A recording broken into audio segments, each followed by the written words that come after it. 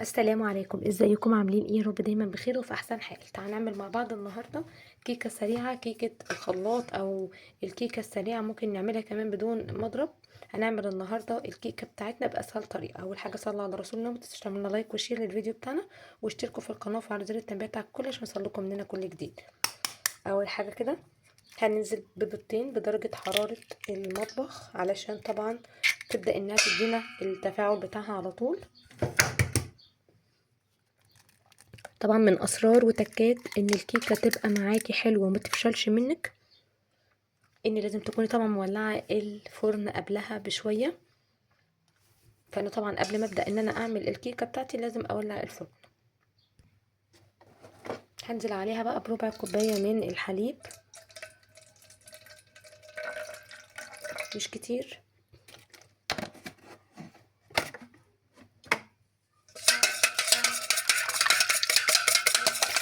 وهنقلبهم كويس جدا مع بعض. هنزل عليهم طبعا بالسكر. انا بنزل كده بالسكر على حسب طبعا انا بستخدم سكر قد ايه.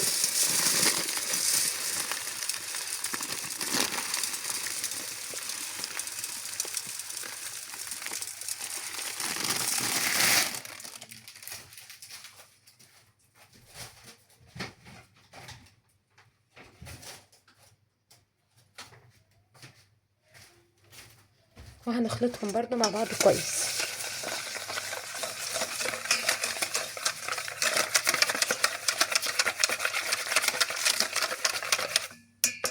هنحط لهم طبعا ظرف فانيليا اللي هي بالبرتقال، ريحتها حلوه جدا.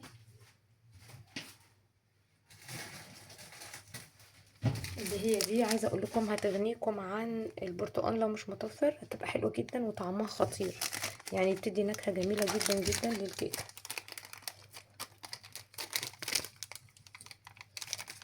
عايزه اقول لكم اللي ما بيحبوش بقى ريحه زفاره البيض يعني يستخدموها وهم مطمنين، حلوه قوي قوي. بصوا بقى ريحه البرتقال معاها عاليه جدا منها.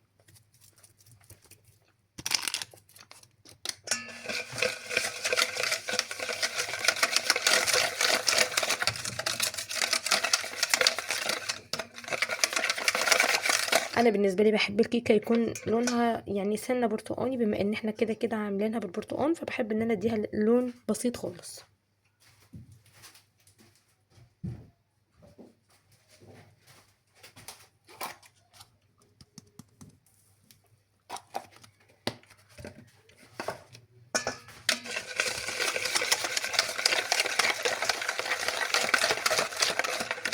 بصوا بقى الشكل بقى عامل ازاي، تحفه وريحتها قويه جدا جدا.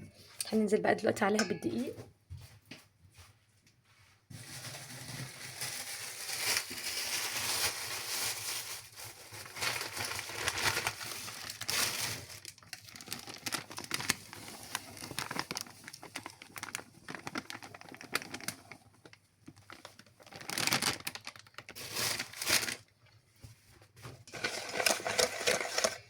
طبعا ما ننساش ان احنا هنحط كمان ربع كوبايه من الزيت.